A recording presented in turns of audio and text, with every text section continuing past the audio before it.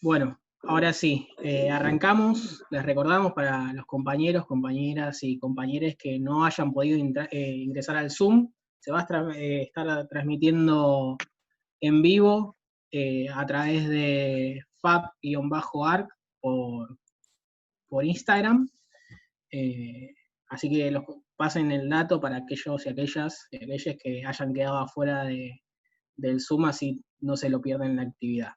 Bueno, muy buenas tardes a todos, a todas y a todes. Me presento, mi nombre es Rodrigo López Laje, consejero directivo de la Facultad de Derecho en representación del claustro estudiantil por la lista 5 e integrante de la Centeno.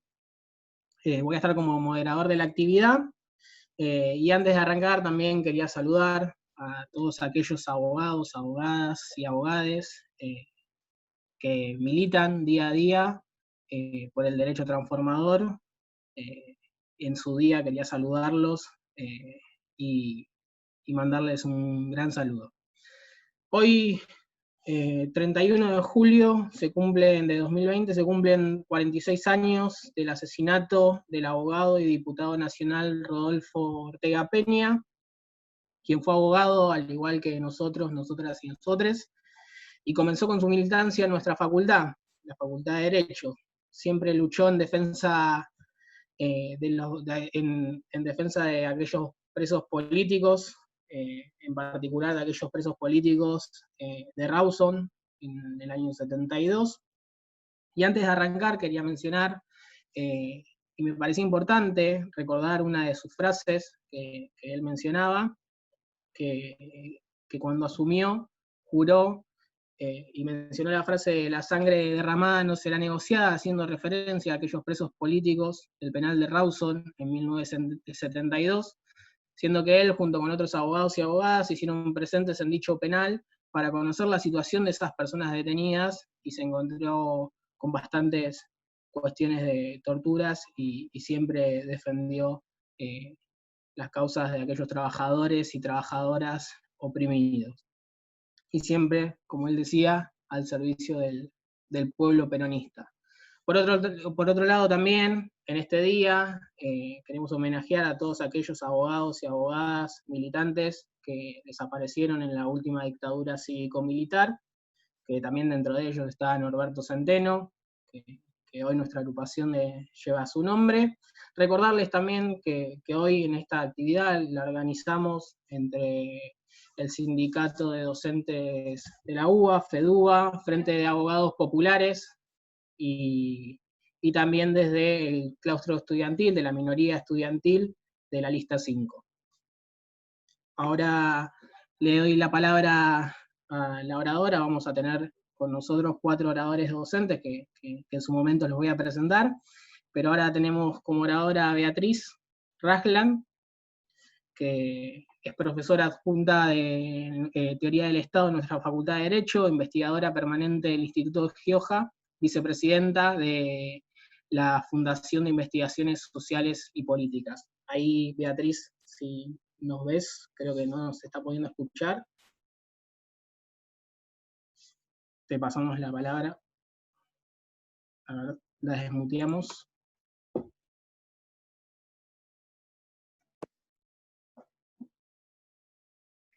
Bueno, parece que tengo habilitado el micrófono.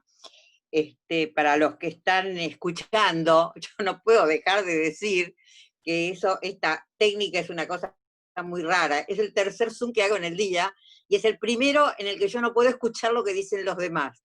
O sea que estamos en lenguaje de señas. Pero bueno, mientras me escuchen a mí un poquito, ustedes me avisan si se silencia el mío también. No sé qué es lo que pasa. Y afortunadamente veo que hay mucha gente y entonces no pude volver a entrar por otro dispositivo.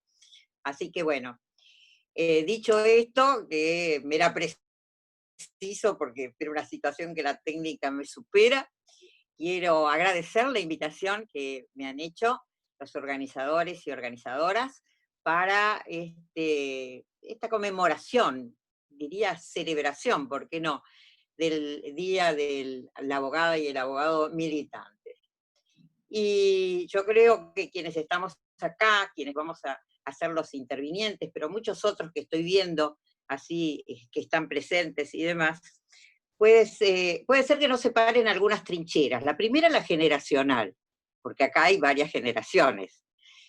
No, no tengo que decirles que yo creo que soy la mayor de la mayor de la mayor, pero, pero es muy agradable sentirse entre muchas generaciones y compartir cosas en común.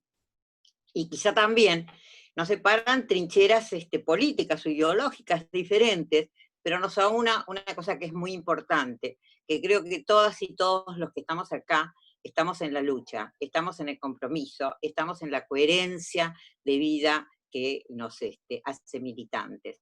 Y creo que ese es el aspecto más importante que nos une hoy. Yo voy a tratar dos cuestiones. Una primera cuestión es sobre el derecho que quiero decir, y luego quiero hablar sobre les abogades, para no decir las abogadas, los abogados, les abogades, etc. Digo, nosotros podemos pensar en dos aspectos desde el punto de vista del pensamiento crítico del derecho. Primero, en la creación de un derecho contrahegemónico, ya que está claro que el hegemónico representa la sociedad capitalista que queremos cambiar, en tanto conjunción de Estado y derecho.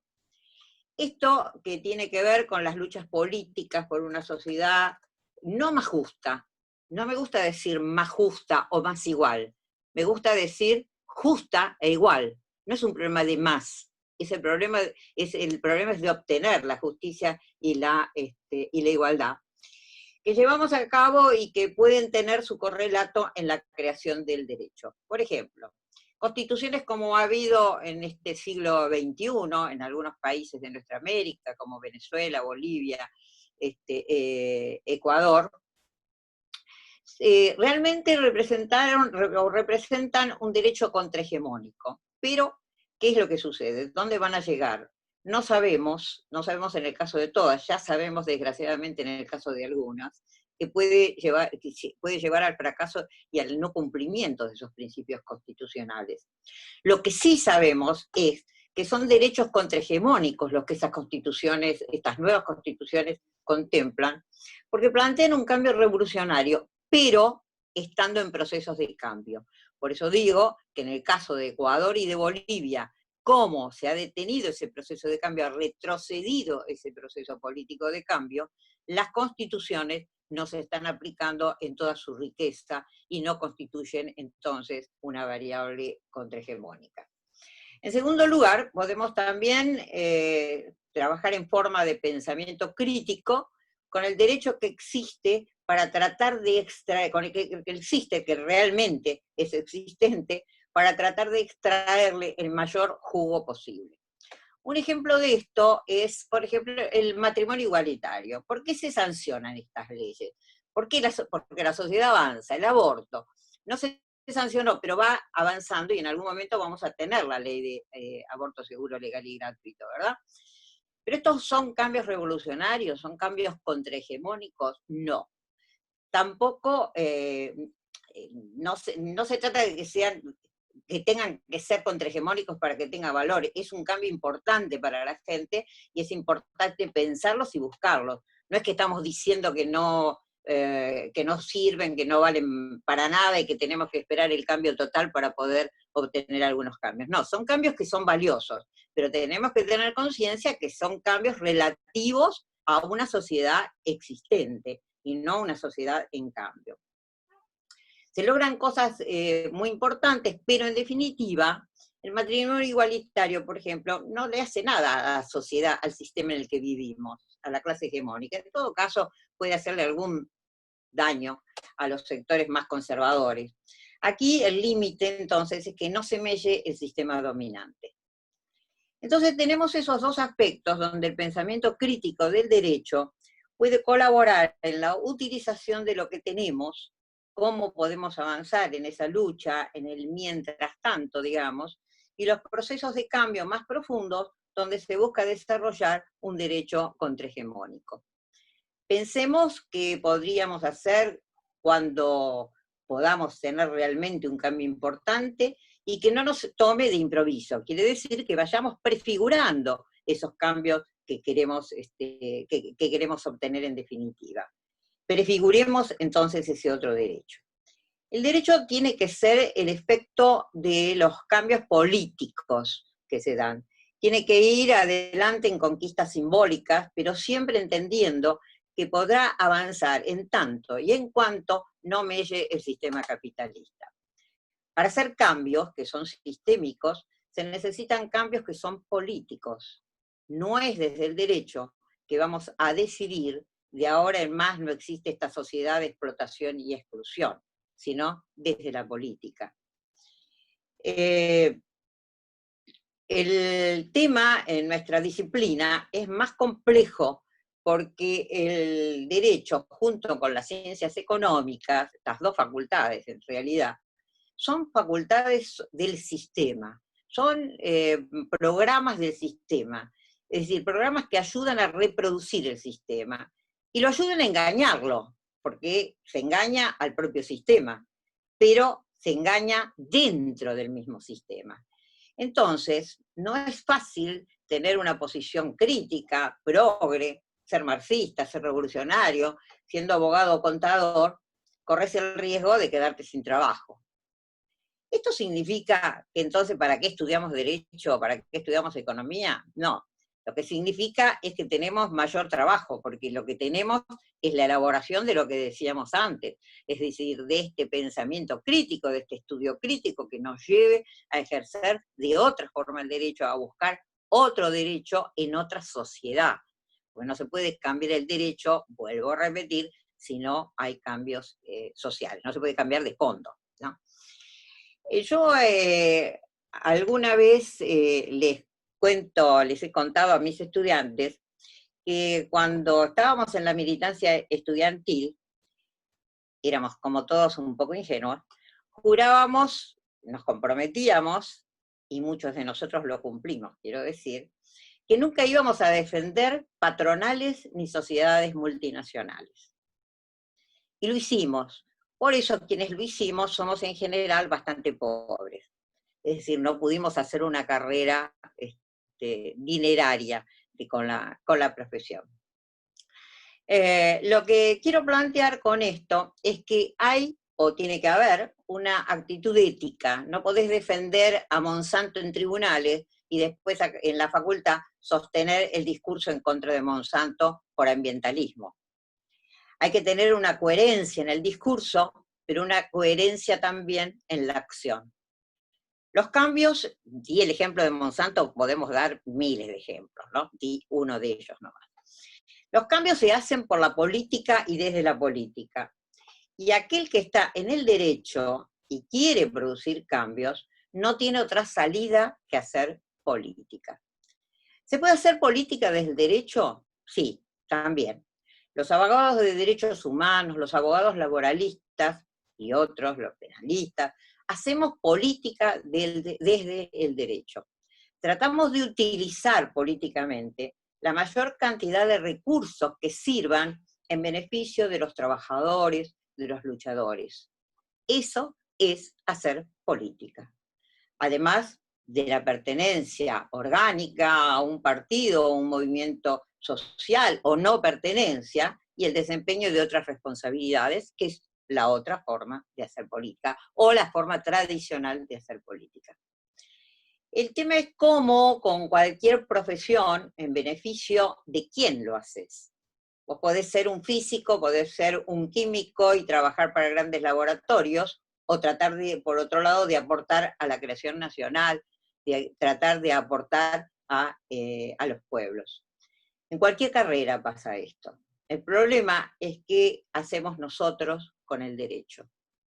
En derechos humanos, desde ya, y en derecho laboral y en civil también, siempre dejando en claro que los grandes cambios del mundo no se dan a través del derecho. Aquel que esté en el derecho y quiera producir cambios, lo repito, no tiene otra salida que hacer política. Ahora quiero bajar un poco a la celebración misma de hoy, o el homenaje mismo de hoy.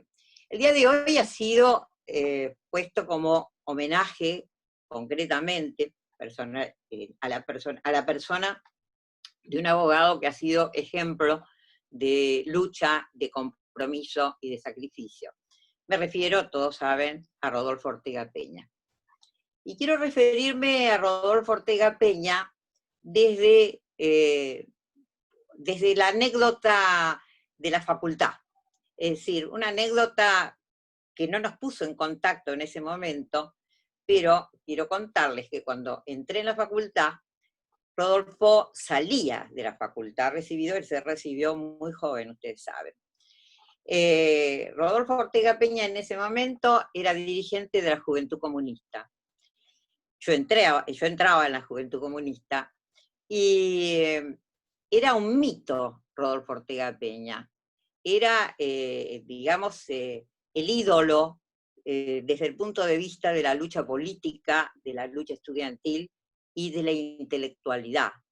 Rodolfo era muy versado, muy, digamos, muy conocedor. Ustedes saben que estudió también filosofía y ciencias económicas, siendo que lo asesinaron, mejor dicho, muy joven, tenía apenas 38 años. Bueno, para mí son apenas 38 años.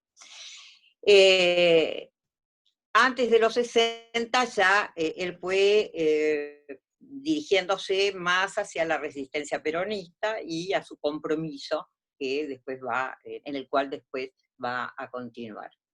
Estas eran épocas donde desde el punto de vista de los derechos humanos, la única organización como tal que existía, por lo menos hasta los 70, era la Liga Argentina por los Derechos del Hombre, por suerte cambiado ahora el nombre a Liga Argentina por los Derechos Humanos, pero que se creó en 1937. Y en general el conjunto de abogados comprometidos, de izquierda, pero también en ese momento radicales, peronistas, demócratas cristianos y otros, también militaban en la Liga en defensa de los presos en distintas oportunidades. Ténganse en cuenta que las primeras luchas de la Liga fueron por la ley, contra la ley de residencia que todavía se aplicaba, la 41-44. Entonces era una conjunción donde pululaban abogados de distintas ideologías. Recién después se va a crear la gremial de abogados. Bueno, antes había una comisión de familiares, etcétera, para no hacer tanta historia. Y en concreto, la Liga y la gremial de abogados fueron en ese momento, creo yo, las dos organizaciones más importantes que tenían como fin la defensa de los presos y de las presas políticas, la atención, en el caso de la Liga, sobre todo la atención de familiares, la contención de familiares, actividades todas que tanto en la Liga como en la gremial eran ejercidas profesionalmente gratuitamente. Se atendía a represaliados, obreros, estudiantes, militantes, el que fuera objeto de represión. Pasamos así la ley 17.401 en 1967, y luego lo asesinan las 3A a Rodolfo, y llega la dictadura en el 76. Sabemos que hay una enorme cantidad de abogados desaparecidos desde la desaparición de Néstor Martins en 1971. La placa que está en Plaza Lavalle da testimonio de eso y todos los homenajeamos todos los años, en el aniversario de la desaparición de Néstor. Está también, hace poco, tuvimos la conmemoración de la Noche de las Corbatas también, en la cual estuvieron implicados abogados militantes. Ortega Peña actuó en todo esto, denunció, creo que fue el primero que denunció una desaparición, porque él denunció la desaparición de Felipe Vallese. Estuvo en la gremial, estuvo en la defensa de los presos de Trelew y en muchas otras más defensas y compromisos. No me voy a referir a la vida política de él, todos saben que era diputado y que fue uno de los que no renunció, porque era su opinión que de esa manera iba a defender mejor los intereses populares, etc. Me estoy refiriendo más a su aspecto como abogado. Quiero traer el recuerdo, en este momento también, de David Tutte-Baigón y de Alberto Pedroncini. Dos grandes de la abogacía, su dedicación y perseverancia inagotable. Son todos nombres que honraron y honran a nuestra profesión y a los organismos a los que pertenecieron, que contribuyeron a una labor colectiva que nos enorgullece y que tenemos que recordar y hacer recordar a las nuevas generaciones. Hoy estamos viviendo momentos difíciles. Esta pandemia nos ha traído a una realidad más brutal, la que nos dice que el tema no es que la crisis sanitaria deviene en crisis económica, que es falsa la dicotomía entre vida y mercado, porque lo real es al revés. La profunda crisis capitalista, que es mundial, que no es solo económica o política, que es civilizatoria, agudizó la crisis sanitaria a través de las políticas que restringieron su desarrollo, que lo coartaron. Ser una o un abogado o abogada militante no es solo ser brillante, coherente y consecuente con lo que se defiende. Es ser un militante por la vida digna de ser vivida, por los que más sufren, por la emancipación de este sistema que nos oprime, por la ampliación de los derechos humanos, que son, en definitiva, la vida misma. Gracias.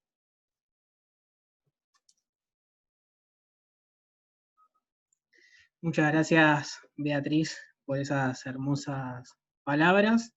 Antes de pasarle la palabra a Carlos Cruz, quería agradecer la presencia de Tania y Manuela Ortega, que son dos nietas de Rodolfo, y también la presencia de Ramiro Ortega, que lo pudimos sumar finalmente también a la actividad, agradecerles la presencia de participar de esta actividad de homenaje a Rodolfo Ortega Peña. Ahora le paso la palabra a Carlos Cruz, titular de la UIF, profesor adjunto de la UBA y abogado militante también. A ver si le podemos habilitar el micrófono a Carlos.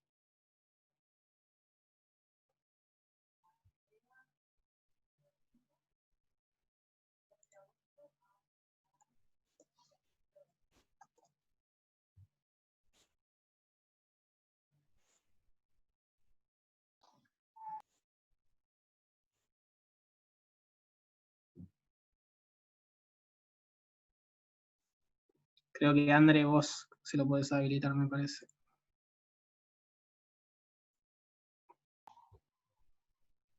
¿Ahora?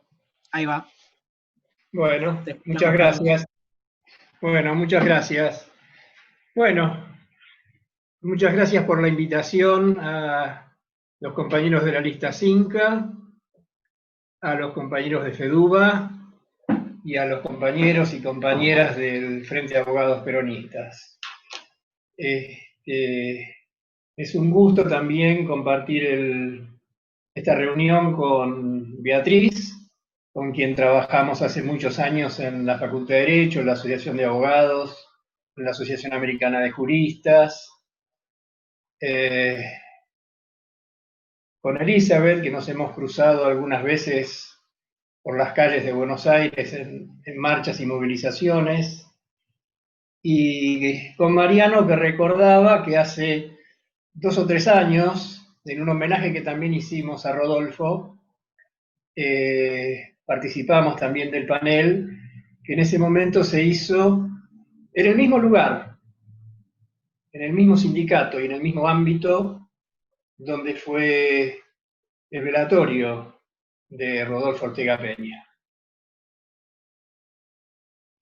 Rodolfo era un compañero de militancia en una perspectiva de lo que en ese momento se reivindicaba como un cuadro o un militante político integral, que había hecho una formación muy refinada en la Facultad de Derecho, como decía Beatriz, en Ciencias Económicas, en Filosofía, que supo circular por ambientes culturales, no solo políticos, y que formó parte de ese grupo de pensadores de fines de la década del 60, principios de la década del 70, integrado, entre otros, solo como ejemplo,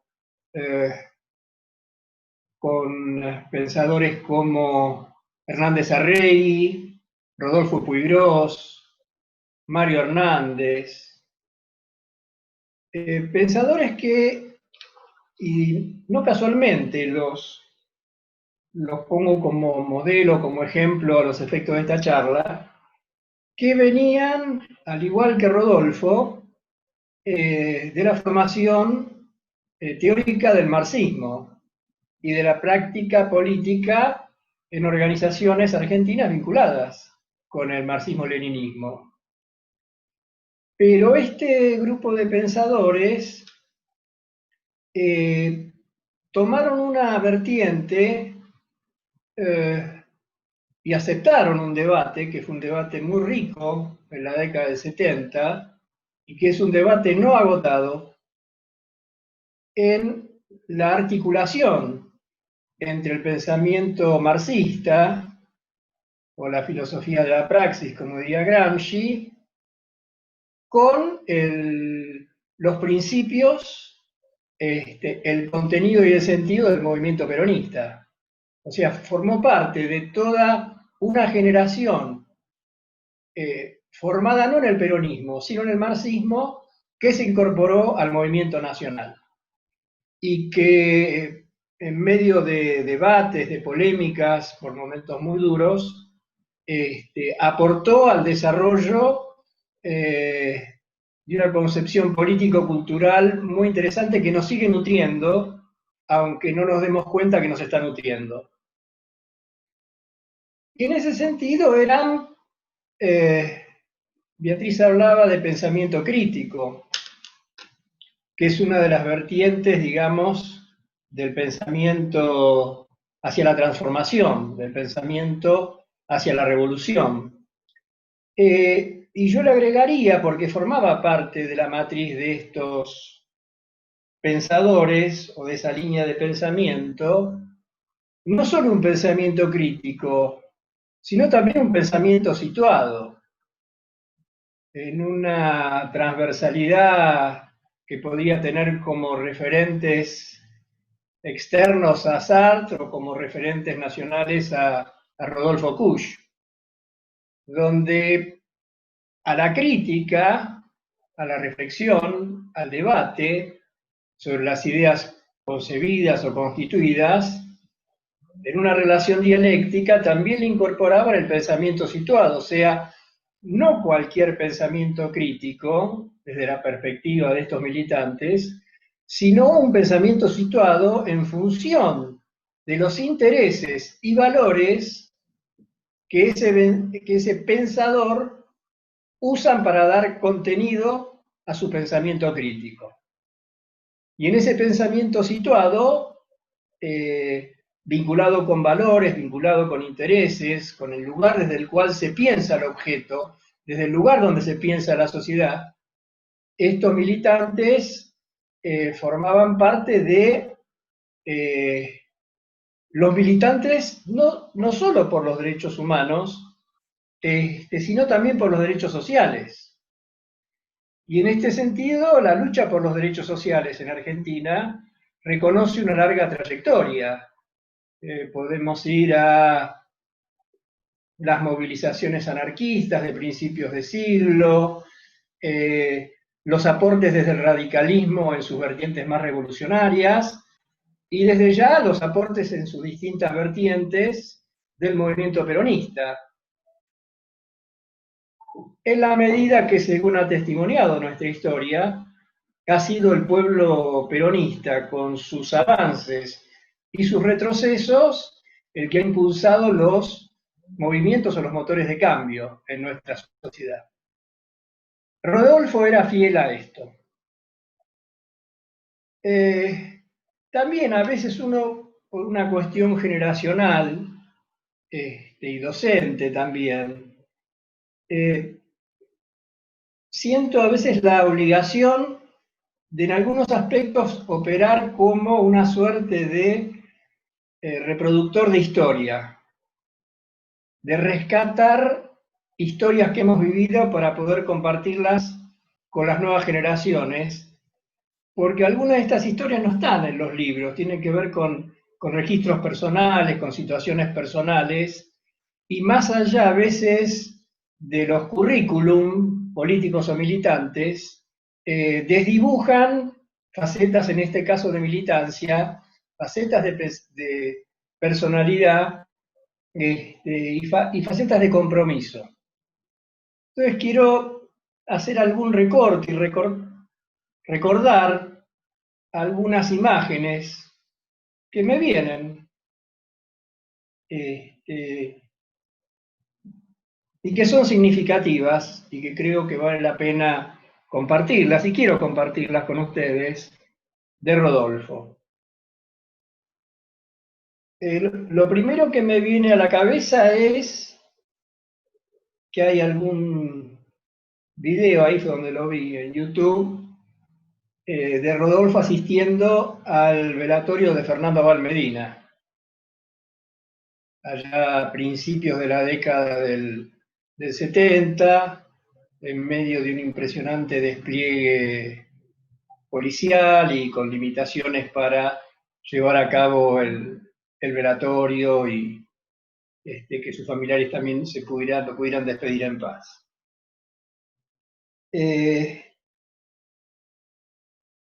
Después lo recuerdo también en su práctica en la Facultad de Derecho, como docente ya. Rodolfo, voy a destacar dos situaciones también para registro de memoria. En el proceso de transformación en la universidad pública, iniciado el 25 de marzo del 73, y que nuestra facultad corporizó la gestión de Mario Kestenboim, coexistían dos grandes sectores dentro del movimiento por la liberación nacional. Por un lado, coexistía un sector vinculado con las organizaciones político-militares Montoneros o FARC, que formaban parte de la gestión mayoritariamente, y después otro grupo de estudiantes, de graduados, de profesores, entre los cuales, si mal no recuerdo, aparte de Ortega Peña, estaba César Arias, estaba Luis Duhalde, estaba Mario Hernández, Roberto Sinigaglia, que estaban ya haciendo un pasaje más hacia lo que se conocía como peronismo de base. En realidad, el punto de referencia político en toda su última etapa de militancia política, valga la redundancia, de Rodolfo, fue en torno al peronismo de base, y ese además creo era el nombre de su bloque, ¿no? El bloque de base, y que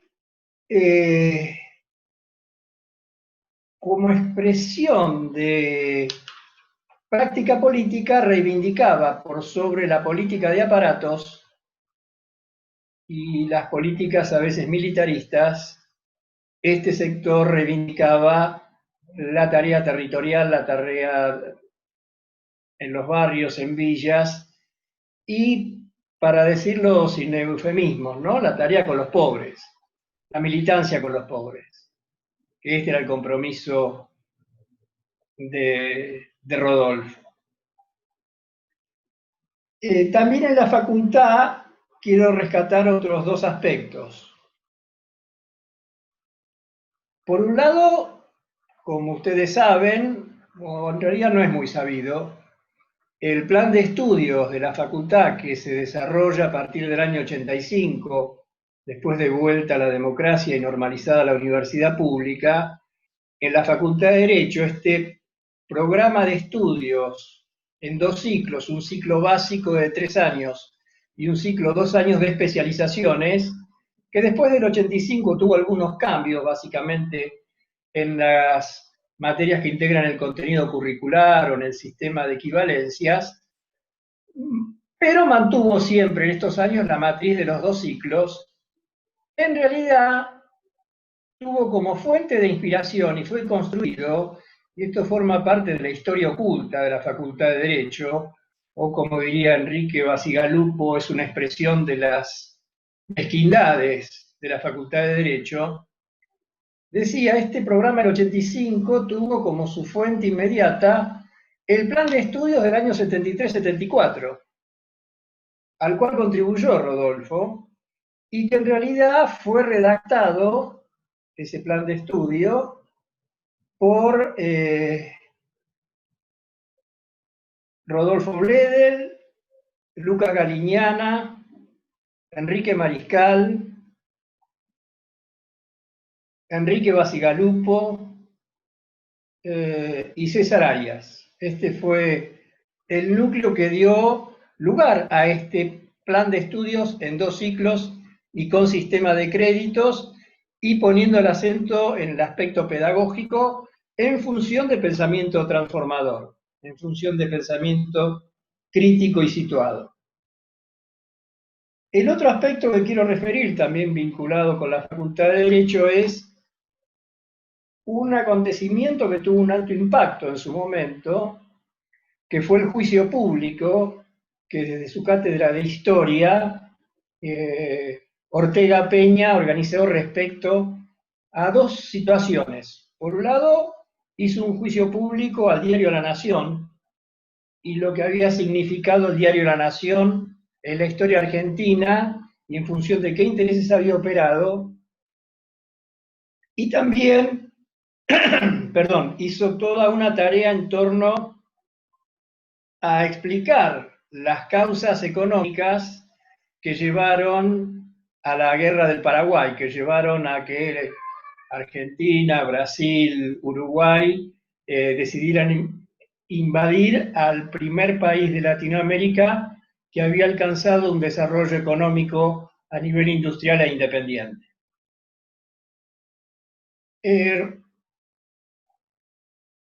Rodolfo sabía que estaba condenado, sabía que estaba amenazado por la AAA. También algunas cuestiones a destacar. La revista Militancia, que a veces es buena recorrerla porque expresa la evolución del pensamiento político de Rodolfo.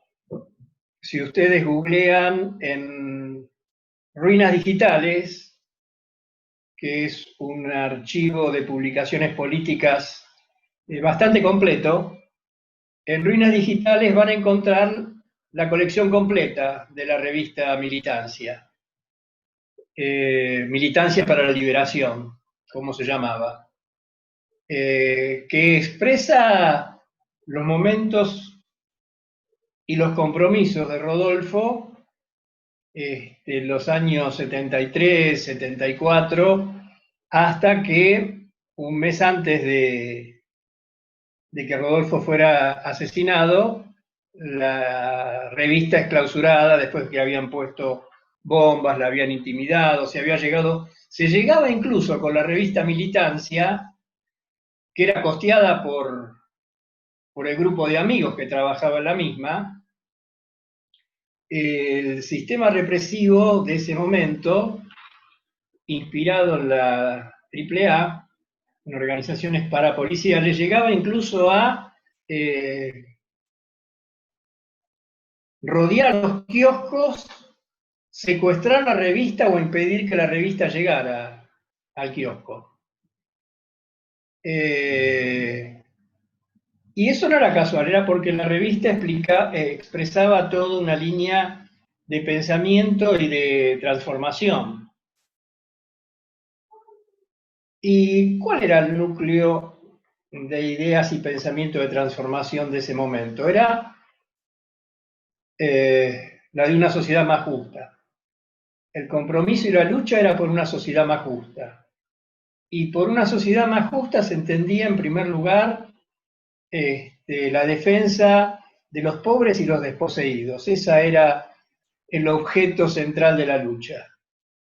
Un país económicamente independiente que pudiera manejar desde los intereses de la sociedad argentina a la sociedad argentina y que propendiera a la defensa de los pobres y de los excluidos en un marco de justicia social. Por eso lo persiguen a Rodolfo. También, como rescate de memoria, y alguna vez, creo que cuando hicimos un acto de homenaje a Rodolfo en el lugar donde lo habían matado, ahí en la esquina de Carlos Pellegrini y Arenales, si mal no recuerdo, hablábamos con uno de sus familiares que poco tiempo antes de que lo mataran a Rodolfo, en una suerte de anuncio o señalamiento, el diario Argentinische Tageblatt, que era un diario dirigido por los hermanos Alemán, que fueron sucesivamente ministros de Economía y Finanzas de distintas dictaduras cívico-político-militares, publicaron una crónica prácticamente acusatoria, señalatoria, respecto de Rodolfo Ortega Peña y lo que él y su pensamiento significaban. Yo creo que finalmente sus verdugos deben haber pensado algo similar a lo que pensó aquel oscuro fiscal Isgro cuando, al culminar el juicio que le hacían a Gramsci en Italia por su crítica al fascismo, el fiscal Isgro, al terminar su alegato, después de pedir la pena, dijo: debemos impedir que ese cerebro deje de funcionar por 30 años. Esto también puede ser que haya inspirado a los ejecutores y a la mano ejecutora de Rodolfo, en el caso de Rodolfo de forma más trágica, terminal. Pero creo, y este acto es un testimonio de eso, que más allá de lo que quisieron sus ejecutores o sus verdugos, el pensamiento de Rodolfo sigue vivo y nos sigue acompañando. Y la verdad que me ha sido muy placentero, mientras esperábamos iniciar el encuentro, que muchos exalumnos y alumnos de la facultad me llamaban diciéndome: yo me inscribí ayer, me inscribí antes de ayer y no me dejan entrar, me dicen que está saturada la capacidad de ingreso. Eso solo creo que es el mejor homenaje a Rodolfo, poder transmitir esta experiencia de este militante integral a las nuevas generaciones. Y reitero mi agradecimiento por la invitación a compartir estos momentos con ustedes. Muchas gracias, Carlos. Aprovechando ese último final, les recordamos que ahora sí se está transmitiendo en vivo en el Instagram de fab_arc. Y ahora le paso la palabra a Eli Gómez Alcorta, actual ministra del Ministerio de Género y Diversidades, docente también de la Facultad de Derecho y abogada militante también. A ver si le podemos habilitar el audio.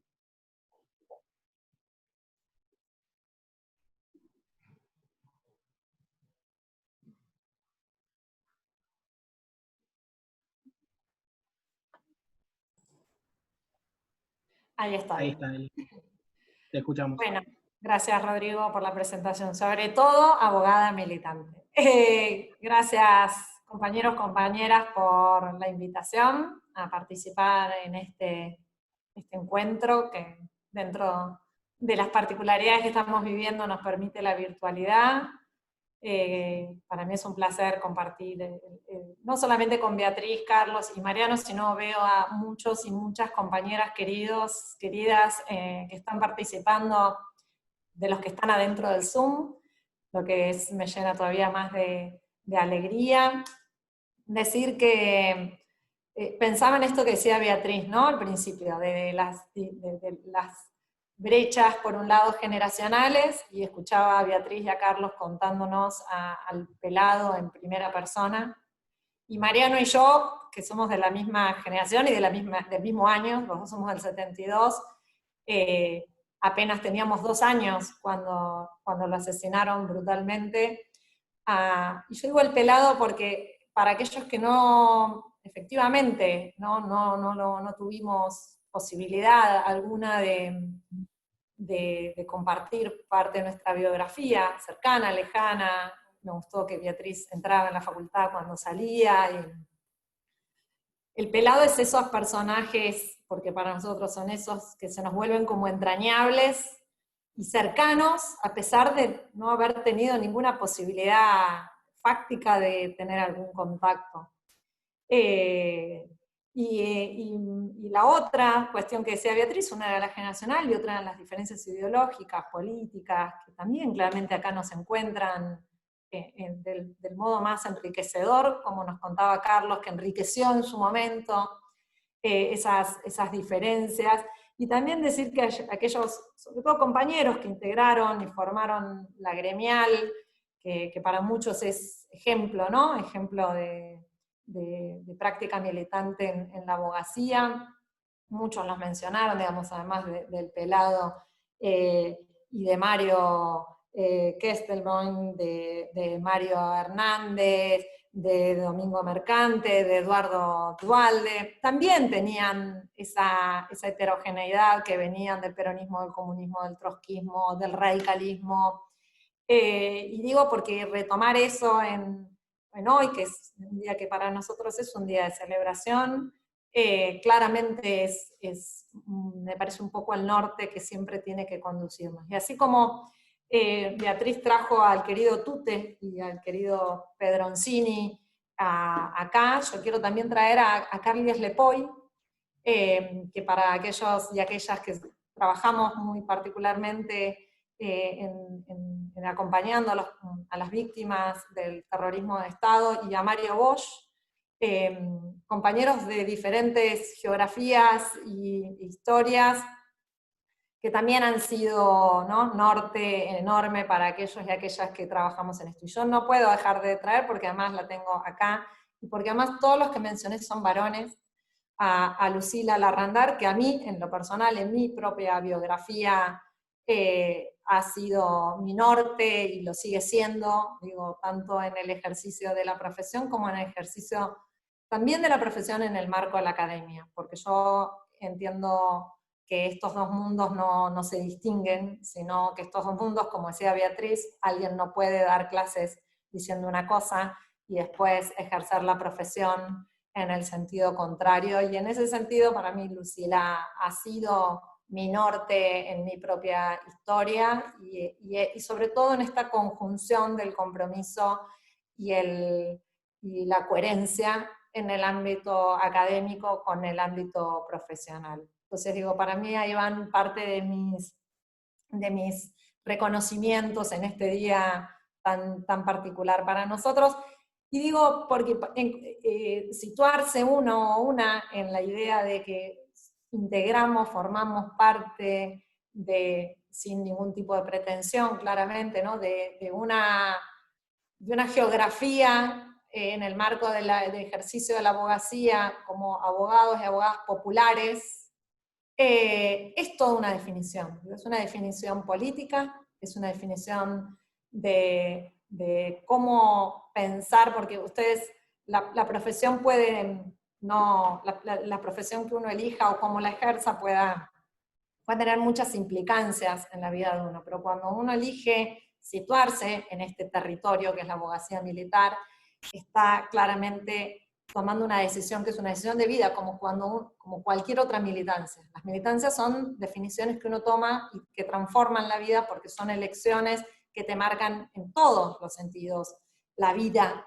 en cada uno de nuestros ámbitos. En ese sentido, más allá de que Beatriz después hizo una aclaración en el chat, cuando uno ejerce la abogacía desde este territorio, que es el que muchos y muchas de nosotros elegimos diariamente, efectivamente también, y por eso digo, es una militancia, también hacemos política desde ahí. No es la política revolucionaria, sin lugar a dudas, y por algo el pelado se fue a ser diputado, ¿sí? Y en eso coincido en parte con Beatriz, pero también hay que reconocer que hay posibilidades de llevar adelante algunas transformaciones, no exclusivamente, porque como voy a tratar de mencionar algunas de las características que tenemos, o que tiene el ejercicio de la abogacía en estos territorios, es claramente para mí un ejercicio político de nuestra profesión estar situados en estos territorios, como me gusta decirlo.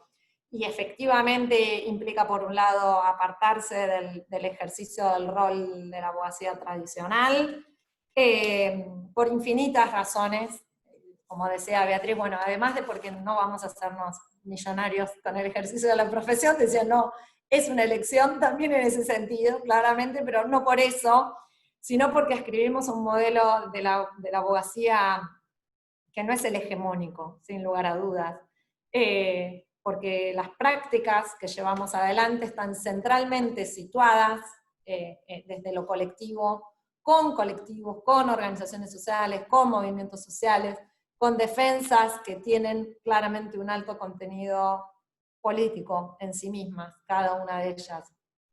Además, sin lugar a dudas, y como Carlos nos decía en términos del recorrido, no solamente del pelado, sino de muchos otros compañeros que tomaron esa misma decisión de vida en otro momento de nuestro mundo, no solamente de nuestro país, efectivamente también implica una elección de poner el ejercicio de la profesión al servicio, porque sin lugar a dudas de los sectores populares, de los sectores más vulnerables, y centralmente implica politizar las demandas, sean cual sea, digo, porque digamos, yo lo puedo pensar desde mi ámbito del ejercicio de la abogacía, que es el ámbito del sistema penal, pero se puede pensar desde el ámbito del sistema laboral, en el ámbito de los derechos humanos, en el ámbito del ejercicio de la ampliación de derechos de las mujeres, de las diversidades, de las infancias, de los derechos económicos, sociales y culturales, y cualquiera sea el que cada uno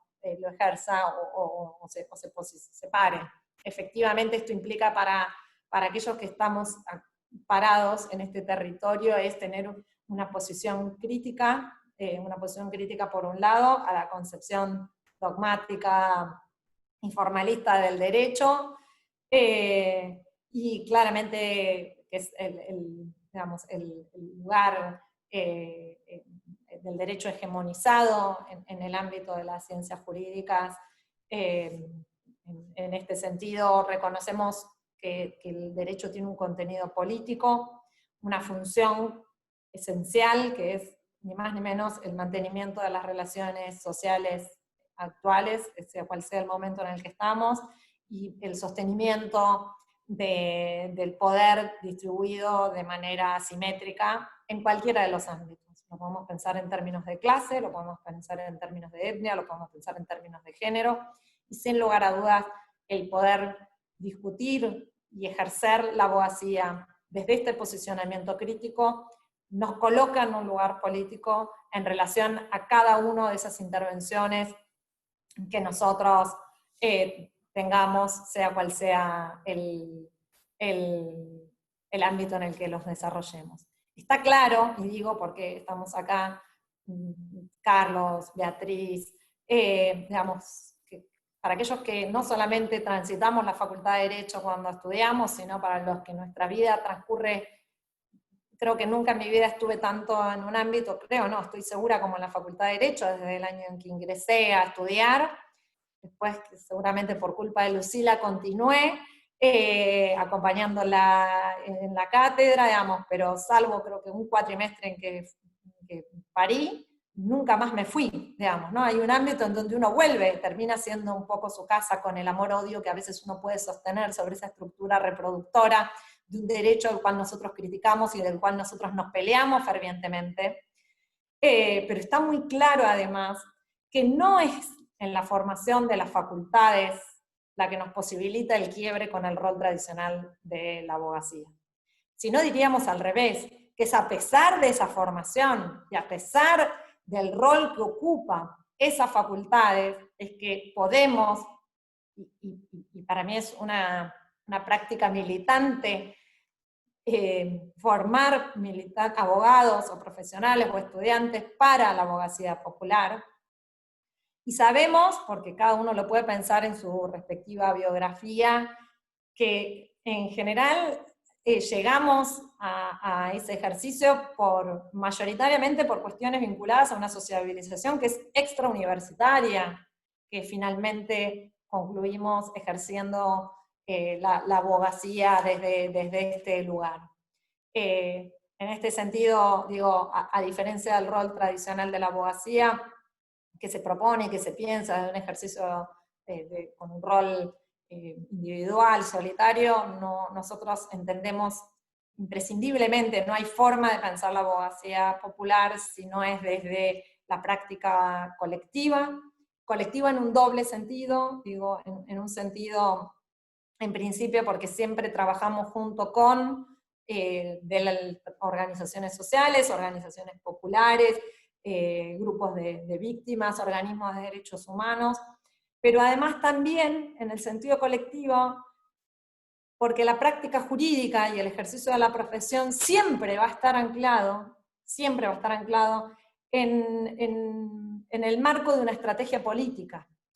Por eso es que cuando uno está pensando en si hace o no hace una intervención, no es una decisión autónoma como cuando uno ejerce la profesión en la forma tradicional, que te traen un caso y vos resolvés cómo.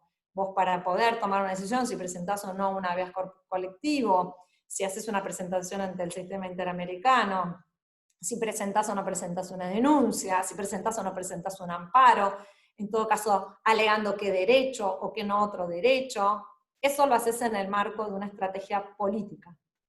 Y por eso es absolutamente enriquecedor, digo, y por eso yo reivindico el rol político de quienes ejercemos la abogacía en términos del ejercicio de la abogacía popular. En particular, tengo el enorme reconocimiento a muchos y muchas compañeras, porque además tiene otras particularidades que en general la abogacía popular, además de no ser rentada, y digo esto porque entre los colectivos que integro el colectivo de abogados y abogadas que representamos a las querellas, a las víctimas del terrorismo de Estado. Somos más de 100 en todo el país. Trabajamos hace muchísimos años de un modo absolutamente maravilloso, nutriéndonos con enormes diferencias políticas, y eso también es algo enriquecedor. Es una actividad que no es rentada en términos clásicos, aunque yo no tengo ninguna duda que nos deja y nos enriquece enormemente, pero cualquiera, digo, porque pienso también, y solamente para ser justa y traer acá a aquellos y aquellas que no tienen, digamos, que no son particularmente reconocidos, como algunos o algunas otras que ejercen la profesión, a los abogados y abogadas de la Asociación de Abogados de Derechos Indígenas, que también trabajan a lo largo y a lo ancho del país, en situaciones francamente desventajosas, a los compañeros que en particular, y pensando esta abogacía popular, integramos el Movimiento de Profesionales para los Pueblos hace más de 11 años, y también quiero traer acá un reconocimiento al equipo de abogados y abogadas de Milagro Sala, con quienes hemos trabajado, yo ahora ya desde el 9 de diciembre no más, pero en condiciones bastante particulares, pero retomando lo mejor de las prácticas que nos han legado muchos y muchas. Solamente para terminar, porque estoy en los 15 minutos y soy cumplidora con los tiempos, es que aquellos que pensamos y nos situamos en estas geografías, tenemos un compromiso y una obligación doble o triple. Y yo soy muy insistente en esto y creo que el pelado y la figura del pelado es absolutamente maravillosa para ilustrar esto, que tiene que ver con la enorme obligación que tenemos de formarnos, de ser los mejores, las mejores, les mejores abogados que hay. ¿Por qué? Porque en general vamos a estar batallando y dando peleas contra otros poderosos siempre, que van a tener estudios y abogados y abogadas a los que se les va a pagar mucho, a los que van a poder dedicarle muchas horas, no como en general nosotros cuando damos nuestras batallas, porque nos multiplicamos y nos dividimos, y porque además tenemos que vivir, porque también somos trabajadores y trabajadoras del derecho, así yo me siento, aunque esté en un paréntesis en este momento, pero sé que es solo un paréntesis. Pero además digo, es en ese sentido nuestra obligación de ser los más formados es una obligación, digo, ética, y es una obligación de esa militancia.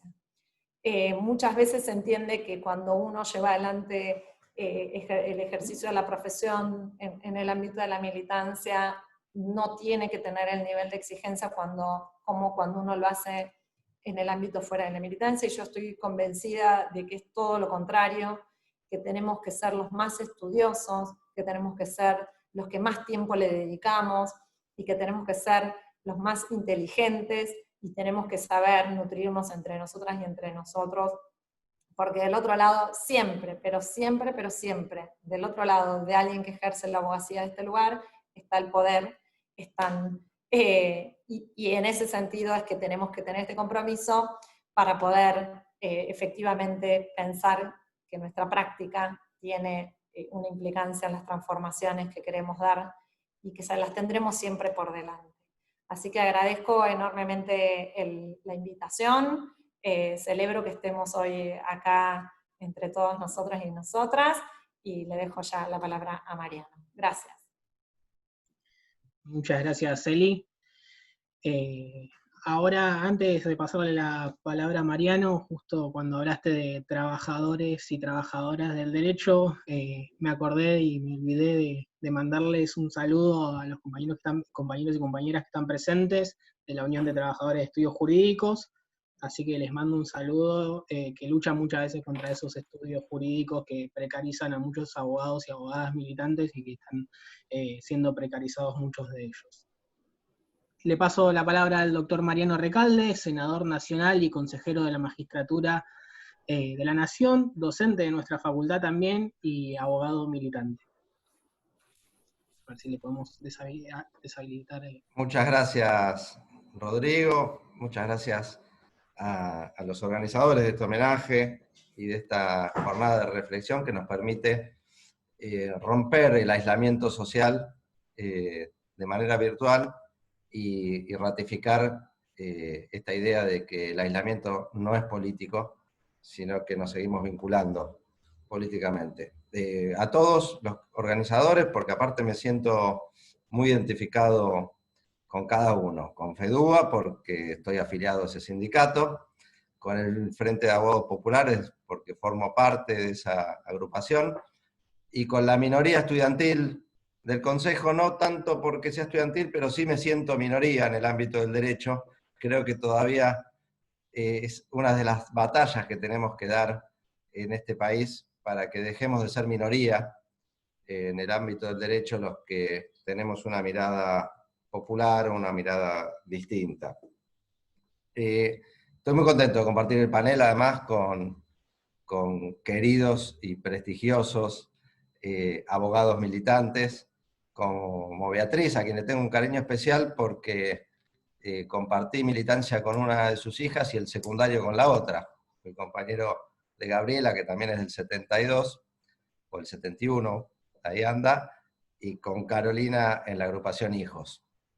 Con Carlos, con quien la verdad que también hemos compartido homenajes como este, pero además la lucha desde esta minoría política que representamos dentro de la abogacía, y con Eli, a quien conocí, creo que fue a principios del 2016 cuando empezó la lucha por la liberación de Milagros Sala, que ella encabezaba el equipo jurídico que la sigue defendiendo, ¿no? Y y por la cual hay que seguir luchando desde nuestro lugar. Es un lindo homenaje al pelado Ortega Peña y a la abogacía militante. Yo voy a empezar invirtiendo algunas cosas. Yo creo, y sobre todo para muchos de los que nos están escuchando ahora, que son estudiantes, primero son militantes y después abogados. Y creo que nosotros somos militantes que estudiamos Derecho, que ejercemos la abogacía. Y yo quiero hacer en esta jornada una reivindicación de la abogacía, como herramienta para la lucha por la justicia social. Habitualmente, charlando con estudiantes, con pibes y pibas del secundario que no saben qué estudiar y que son militantes y que quieren hacer política, tengo la discusión porque quieren anotarse en la carrera de ciencias políticas. Y yo les digo, ¿querés hacer política? Estudia Derecho. Y cuando la discusión se pone más difícil, porque piensan que ciencia política es la ciencia donde están los militantes, termino con un argumento que usábamos mucho en nuestra época estudiantil, que era una época distinta a esta, ¿no? Eran los 90, una época de resistencia, de retrocesos, de desintegración, de individualismo, de todos grupos aislados, mucha disgregación política. La militancia era muy resentida, veníamos de la dictadura militar, del fracaso del alfonsinismo, de la traición del menemismo a las banderas peronistas.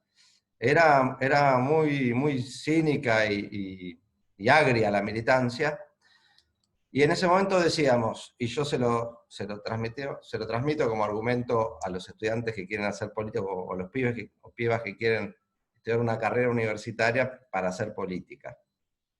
Yo decía, la mayoría de los presidentes, ¿qué profesión tienen? Son abogados. La mayoría de los diputados y senadores, ¿qué profesión tienen? Son abogados. La totalidad de los miembros del tercer poder del Estado, que es el Poder Judicial, ¿qué profesión tienen? Son abogados. Entonces, decíamos en ese momento, la solución es prender fuego a la Facultad de Derecho.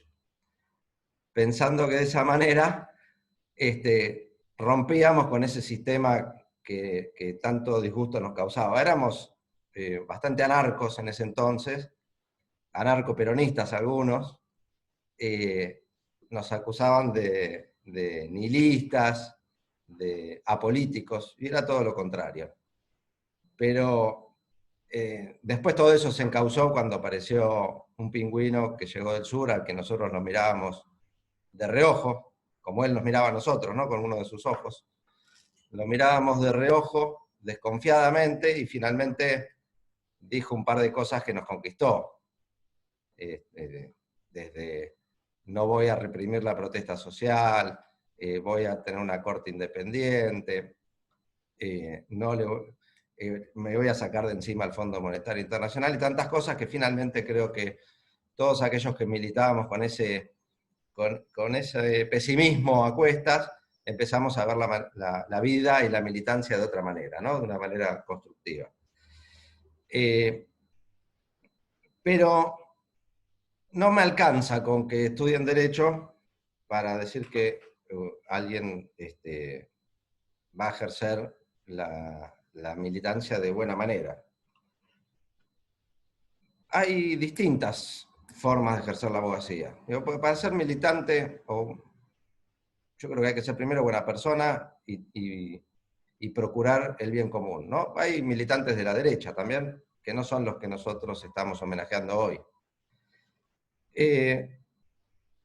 Una vez escuché a alguien definir al periodismo, y me parece que es totalmente aplicable a la abogacía, y le digo yo que la abogacía puede ser la más noble de las profesiones o el más ruin de los oficios. Y es una elección que cada estudiante hace a la hora de ejercer la abogacía. Y Y efectivamente en la práctica vemos que hay abogados que son lo más ruin que existe y que denigran esta ciencia, que es un terreno de disputa, por supuesto, como decía Beatriz y Eli. Y después, ya cuando ejercía la profesión, una vez me llaman para hacerme una entrevista de una revista jurídica. Era una especie de revista Caras de la abogacía, que tenía el título de la revista en letras plateadas, era una gruesa, y la revista se llamaba ADN. ADN, ¿por qué se llama ADN? Abogados de Negocios. Y efectivamente hay toda una cantidad de abogados que ven la abogacía como un negocio. Y yo creo que la premisa es pensar a la abogacía como una herramienta y procurar ser abogados de justicia. Abogados que peleen por otras cosas, más que por, como decía Beatriz, más que por enriquecerse y conseguir los honorarios, que no está mal, porque solo defendemos el salario y los laboralistas especialmente decimos que ningún trabajo debe ser gratuito. Pero creo que esa tiene que ser una motivación. Más que la justicia, creo que a todos nos motiva y nos mueve, y lo que nos hace poner más garra es la injusticia. Yo creo que lo que nos motiva y lo que nos da ganas de cambiar son las injusticias que vemos. Más que pelear por un ideal de justicia que no se sabe, peleamos concretamente contra las injusticias que vemos todos los días. Y la lucha contra la injusticia requiere de militancia política, en todos los frentes, en todos los ámbitos. Y yo quiero reivindicar el ejercicio de la abogacía como una parte de la militancia política, fundamental, esencial. Y acá tal vez voy a decir algo polémico, que lo voy a exagerar, porque no es lo que pienso realmente. Pero hay que dedicarse exclusivamente al estudio. Comparto plenamente lo que decía Eli recién. Creo que hay que profesionalizarse, hay que estudiar, hay que adoptar y saber manejar estas herramientas como nadie. Está muy bien la militancia en el barrio. Está muy bien ir a dar apoyo escolar a una villa. Está muy bien realizar militancia social, barrial, cultural. Pero necesitamos también el movimiento nacional, la fuerza política que quiere luchar contra la injusticia necesita de muchos y de muy buenos abogados y abogadas.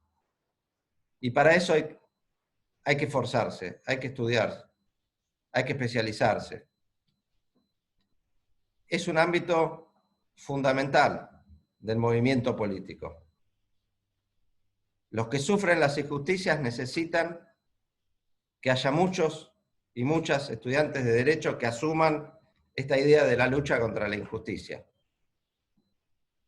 Esta idea de que el derecho no es algo dado y que hay que aplicarlo, de que no existe tal cosa como la neutralidad en la política, en el derecho, o la objetividad en el derecho, que todo el derecho es político, como cada cosa de la vida social es política, que cuando hay una necesidad tiene que nacer un derecho, y que para que nazca un derecho se necesita, primero que nada, como decía Beatriz, de una fuerza política, de una correlación de fuerzas, de una conciencia social que impulse ese cambio para que nazca el derecho, pero mientras tanto tiene que haber también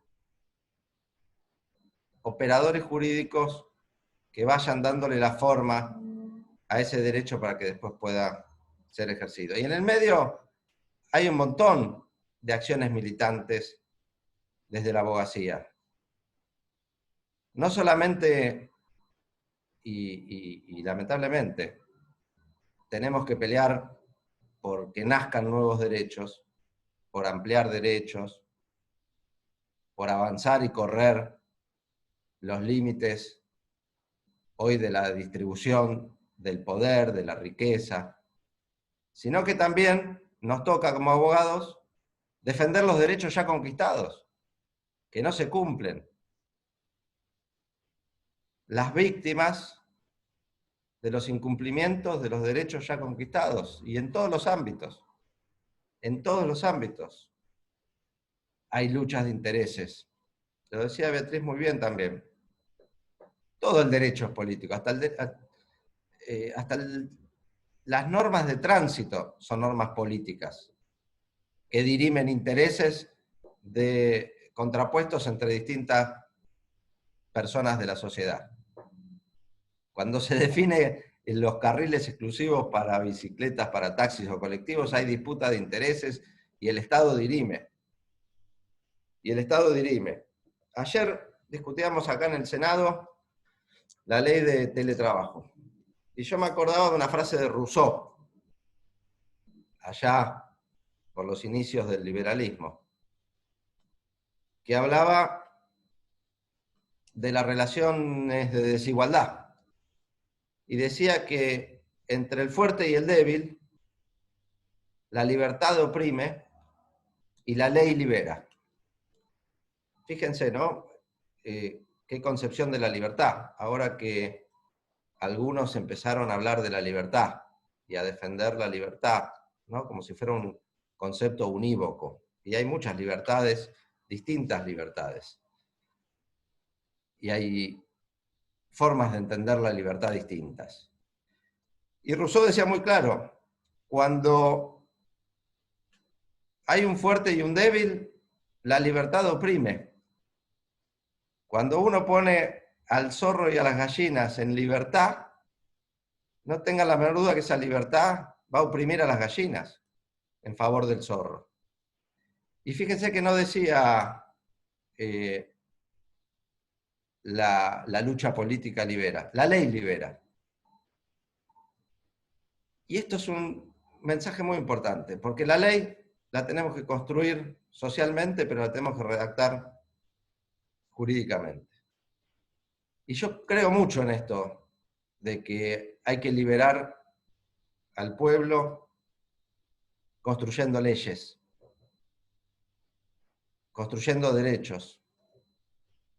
Y que cuando Rousseau decía que entre el fuerte y el débil la libertad oprime y la ley libera, está diciendo algo que nosotros decimos mucho acá, que es que el mercado oprime y el Estado libera.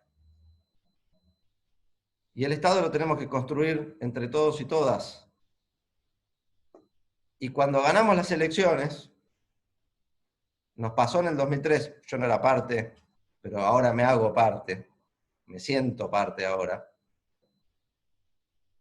y nos vuelve a pasar ahora, resulta que el Estado, para conducirse hacia esa dirección, necesita de hombres y mujeres preparados para implementar esas decisiones políticas que se toman. Y necesitamos miles de cuadros políticos, particularmente de abogados, para darle a la Argentina una sociedad más justa o menos injusta. Y fundamentalmente tenemos que cambiar un poder que nos toca a nosotros, que es el Poder Judicial. Y no hay ley de reforma que discutamos en el Congreso, con expertos, que se pueda llevar adelante si después los jueces van a ser los mismos de siempre. Por eso la lucha por la democratización de la justicia, por la democratización del ingreso a la justicia, y tantas otras luchas que hay que dar. Yo no quiero extenderme mucho porque creo que acá se hizo un homenaje muy, muy profundo a la militancia abogadil, a los abogados militantes, que en realidad somos militantes que ejercemos la abogacía. Yo creo que el mejor homenaje que podemos hacerle al pelado Ortega Peña y a todos los abogados y abogadas desaparecidos o asesinados es repetir lo que él dijo cuando asumió como diputado y que nosotros tenemos que decir desde cada lugar de batalla que nos toca, desde la defensa de una persona, de la gestión de un cargo en la justicia, desde una cátedra. El pelado Ortega Peña dijo, y ustedes lo citaban en el flyer o volante, digo yo, de convocatoria, cuando asumió como diputado decía: trataré muy humildemente de colocar esta banca al servicio del pueblo peronista, de los trabajadores oprimidos y de todos los argentinos que quieran ver una Argentina realmente liberada.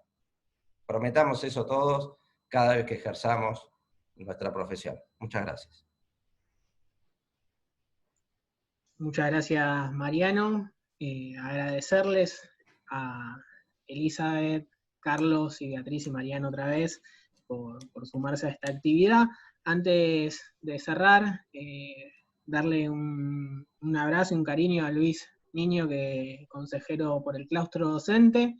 Agradecerles por darme la oportunidad por ser moderador de la actividad, al Frente de Abogados Populares y a FEDUBA.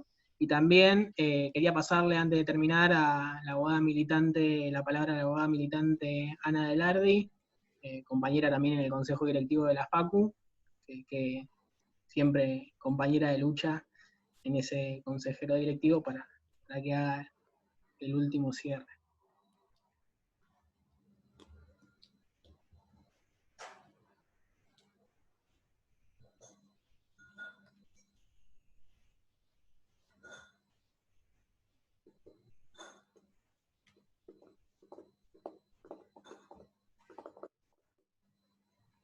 A ver, Ana, si ahí te Sí, podés... ahí estoy. Muchas gracias. Simplemente sumarme, bueno, a los agradecimientos a los expositores y las expositoras, que son exponentes de cómo entendemos la militancia abogadil, a todos quienes están conectados en este homenaje. Hoy la cuarentena y la pandemia nos imponen una distancia física, pero no social en realidad, ni militante, y simplemente quería agregar un saludo a todos los compañeros y las compañeras que cotidianamente estamos detrás de estas pantallas haciendo quizás ese trabajo hormiga que es llevar una mirada sobre la militancia y sobre el derecho como herramienta transformadora de la realidad en todos los lugares donde estamos. Hoy tuvimos la suerte y la fortuna de que 4 grandes exponentes de cómo entendemos nosotros la militancia en el derecho nos puedan acompañar para llevar su palabra, pero yo quería también aportar un saludo muy grande a todos aquellos compañeros y compañeras con los que diariamente nos relacionamos y que quizás, digamos, también reivindicar que la militancia no es, digamos, no se reduce quizás a quienes de manera muy merecida, como los oradores que nos acompañaron hoy, o quizás inclusive más accidental, como quienes tenemos un lugar de representación ocasional, circunstancial, reivindicar todas esas conversaciones cotidianas que tenemos con los compañeros y las compañeras en un aula, adentro del Estado, ejerciendo alguna asesoría jurídica, dando también apoyo escolar, como decía Mariano Recalde, porque digamos, a veces quizás nos detenemos a homenajear a las figuras, pero también recordar que, digamos, este homenaje que estamos haciendo a Ortega Peña es también una excusa para poner en valor todos esos lazos colectivos que son los que nos unen y que hacen que realmente el derecho sea transformador, porque no es solamente a través de la intervención individual de abogados que tienen esa formación y que son nuestros modelos y nuestras inspiraciones a seguir, sino también en todas esas conversaciones cotidianas que tenemos con nuestros compañeros y nuestras compañeras de militancia, levantando una bandera físicamente, levantando una bandera en el aula, llevando adelante una consejería jurídica. Todas esas son maneras en las que cotidianamente expresamos esta militancia en el derecho, haciendo un dictamen, por ejemplo, o trabajando conscientemente en un expediente administrativo, sabiendo que detrás de la actuación del Estado hay una concepción sobre qué es lo que pensamos que tiene que ser el Estado y al servicio de quién consideramos que tiene que estar, en pos de lograr ser una herramienta de transformación social.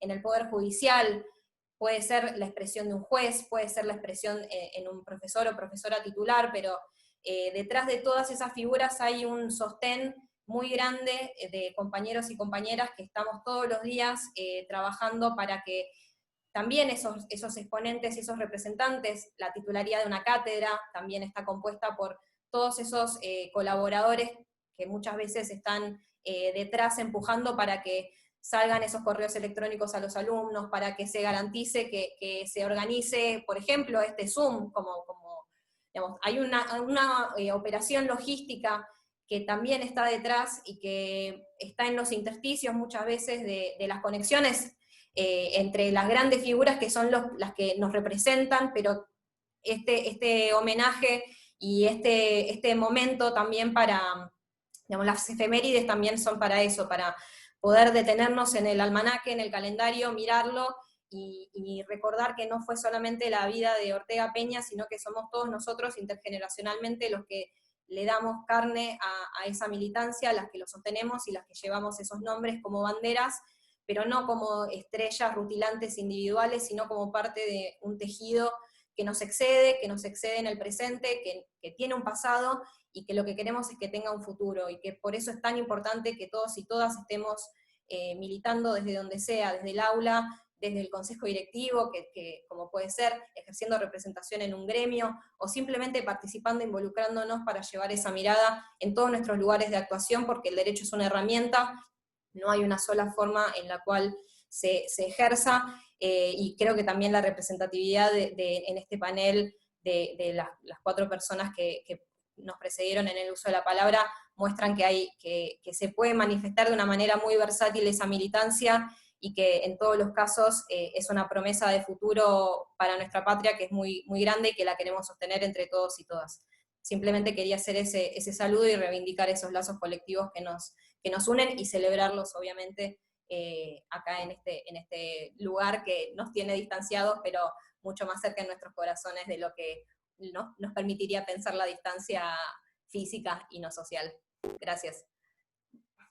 Bueno, muchas gracias, Ana. Bueno, agradecerles a todos y a todas y a todos por la participación. Gracias a los expositores otra vez. Les mando un gran saludo y sigamos transformando y militando el derecho como sabemos, con intensidad. Muchas gracias a todas y a todos por participar. Les mando un saludo.